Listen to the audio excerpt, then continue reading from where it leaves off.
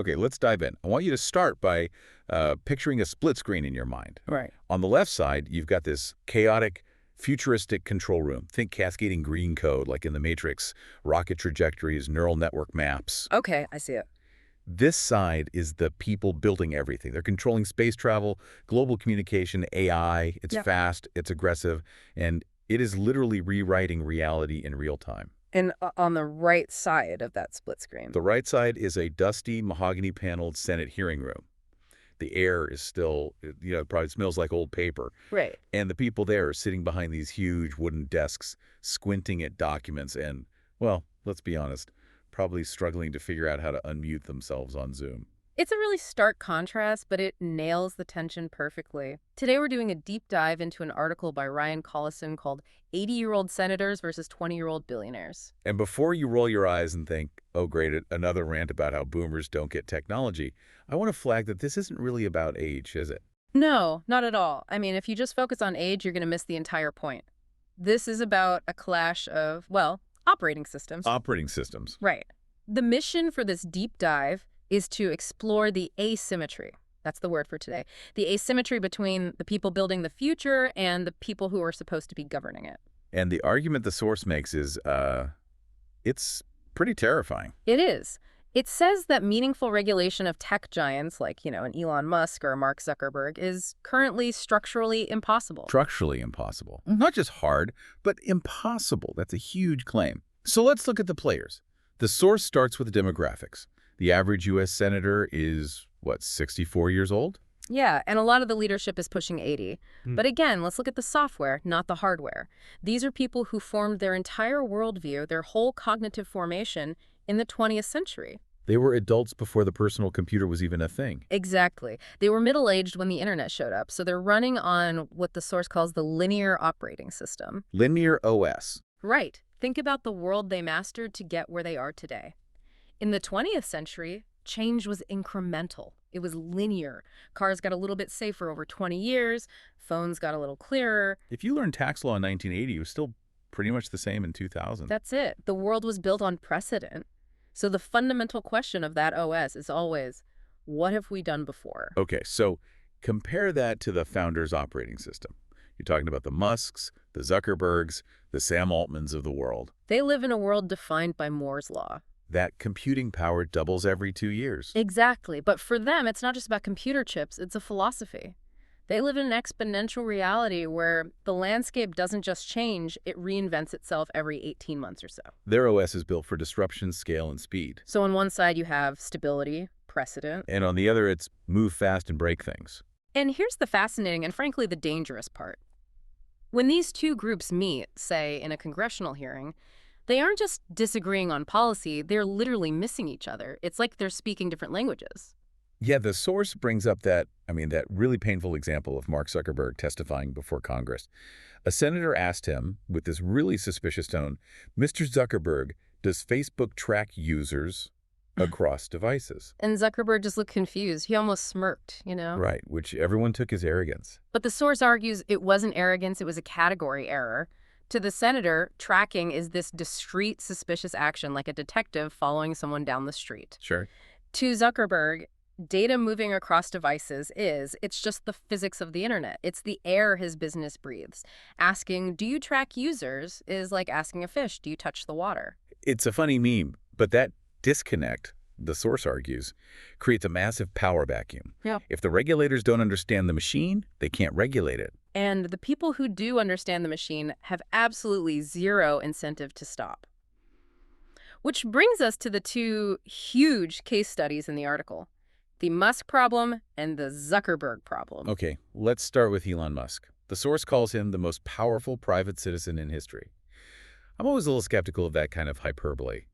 Is he really more powerful than, I don't know, a Rockefeller or a Carnegie? The source argues yes, because of the nature of his power. It isn't just about money, it's about critical infrastructure. I mean, just look at the portfolio. SpaceX basically controls Western access to orbit. NASA and the Pentagon literally depend on you. They do. Then you've got Tesla, which is anchoring the entire EV transition and the energy grid. You've got X, which is, for better or worse, the town square for journalism and politics. And Neuralink, putting chips in people's brains. And XAI, building superintelligence. But the issue isn't just the list of companies, it's the sovereignty. That's a word we usually reserve for nations. The source argues Musk operates with the sovereignty of a state, but with none of the accountability of a private citizen. There's that one story in the source that really, it drove this whole point home for me. It was about the war in Ukraine. Yes. This is the so what moment. If you remember nothing else from this section, remember this. There was a planned Ukrainian military operation using sea drones to attack the Russian fleet. And they needed Starlink to guide them in. They needed Starlink satellite coverage over a very specific region to succeed. And Musk he just said no. Essentially, yes. He personally made the decision not to enable the coverage. He said he was worried about escalation, about nuclear war, which, are valid concerns. But the structure of it is what's so wild. It's completely wild. You have one private citizen, unelected, sitting in his house somewhere making a real-time decision that altered the course of a major geopolitical conflict. No Senate hearing, no Situation Room briefing, no vote, just a guy making a call. Exactly. He wields state-level power, but he operates with the speed and the unilateral authority of a startup founder. It's a total short circuit of the democratic process. So that's the Musk problem, erratic unilateral power. Okay, so let's pivot to the Zuckerberg problem. The source paints him very differently. He's not unhinged. No. If Musk is chaos, Zuckerberg is control. Or maybe algorithmic control. The source describes him as cold, strategic, very rational. But the argument is that the outcome is just as damaging, maybe even more so. Because of the business model. Right. It all comes down to what experts call the alignment problem. The algorithm is aligned to optimize for just one thing, engagement. It needs your eyeballs on the screen so it can serve you ads. And we know enough about human psychology now to know what keeps eyeballs on the screen. High arousal emotions. Anger, fear, outrage. Happiness is a low arousal emotion. You smile, you feel good, you put your phone down. Rage keeps you scrolling. Rage keeps you scrolling, and rage keeps you commenting. So the algorithm, just to maximize shareholder value, is feeding humanity a steady diet of polarization. The source just lists the fallout. Destabilized democracies, amplified extremism, huge spikes in teenage girl depression. And we've seen the internal documents. They know what's happening. They absolutely know. So this is the question I think everyone screams at their radio. Why don't they just stop? If Zuckerberg knows the algorithm is hurting people, why not just change the code? Tone down the rage. Because of what the article calls the incentive trap. This is so crucial to understand. Mark Zuckerberg has a fiduciary duty to his shareholders. Right, to make them money. If he deliberately tunes the algorithm for safety or calm, engagement drops. If engagement drops, ad revenue drops. If revenue drops, the stock price craters. So he's trapped. He is a prisoner of his own creation. He can go to Congress, he can wear a suit, he can apologize and promise to do better, but he cannot change the fundamental engine of the business without destroying the business. The system is just designed to prioritize growth over safety. So on one side, you have Musk acting like a king. On the other, Zuckerberg running an outrage machine he can't turn off. And this is the part where, in a normal civics class, we'd say, well, the government just needs to pass a law. And the source calls this the regulatory fantasy. Fantasy feels cynical. It is cynical, but look at the data.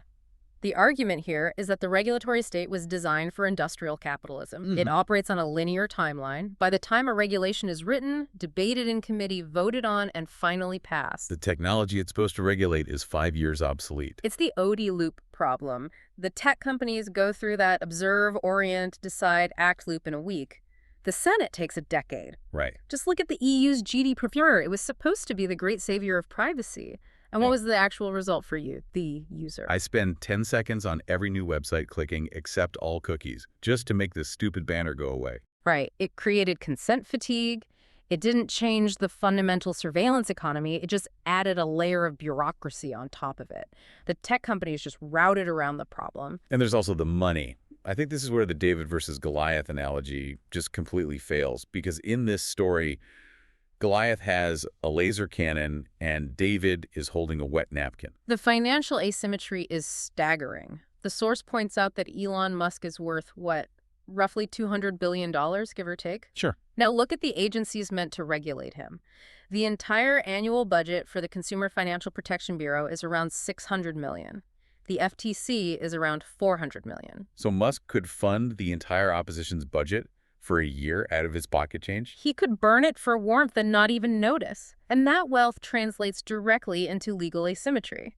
The source describes it as a private army of lawyers. How does that actually play out in court, though? It creates what they call a vertical playing field. When a government agency tries to sue a tech giant, they're limited by their budget and staff. They have to pick very small battles they know they can win quickly. Meanwhile, the tech giants. They can fight everything, everywhere, all at once. They can just paper log the government to death, appeal every single motion, and drag cases out for years and years. It's a war of attrition, and the government runs out of ammo first. Every single time. The regulators are too old to understand the tech, they're too slow to catch the tech, and they're way too poor to fight the tech. That is a bleak picture. But the source says all of this, social media, Musk, crypto, this is just the opening act. The main event is AI. The AI moment. This is where the incompatibility of those operating systems goes from being, annoying to being potentially existential. We've all seen ChatGPT. We get that it's powerful. But the source mentions something called capability overhang. Can we break that down? Because it sounds like a sci-fi term. It is a vital concept for you to get your head around. Capability overhang refers to the hidden skills inside an AI model that even its own creators don't know are there. What do you mean? When they released GPT-4, they didn't program it to do chemistry or to pass the bar exam. Those skills just emerged from the data. So they're building these things, releasing them into the wild, and then finding out later what the thing can actually do. Correct. Imagine a car company selling you a car, and 6 months later you discover that if you hit a certain button, it can fly. Or it explodes. They don't know. And at the same time, you have senators holding hearings asking if the AI is going to become sentient, like in a Terminator movie. Right, I've seen those clips. They're asking if it has a soul. They're grandstanding about science fiction while missing the real immediate risks. The source lists things like alignment failure or economic displacement. Displacement meaning jobs. Meaning massive white-collar job loss. Or the discoloration of truth, just flooding the internet with so much high-quality fake content that we can no longer agree on what's real. These aren't sci-fi problems. These are now problems. But because the regulators are distracted by the Terminator scenario or just fundamentally don't get the code, the industry is left to self-regulate. Ah, yes, self-regulation. The fox guarding the henhouse. The source just rips this idea apart. We've heard this song and dance before, right? Social media promised self-regulation. We got an adolescent mental health crisis. Crypto promised self-regulation. We got massive fraud. Okay, but let me play devil's advocate for a second. These founders, they live in this world too. They have kids. Surely they don't want to destroy everything. Individual morality doesn't seem to matter when the system incentives are this strong. It's the Moloch argument, the god of coordination failure. Meaning what? Meaning if Google slows down to be safe, OpenAI will speed up to take their market share. If the U.S. slows down, China speeds up. The market rewards speed. It rewards being first. It does not reward being careful. So, if the government can't stop it, and the companies won't stop it, where does that leave us? What's the source's prediction here? It's pretty grim. The prediction is that safeguards are not coming. The technology will be deployed. The amount of wealth to be made is just too vast. We're talking trillions of dollars.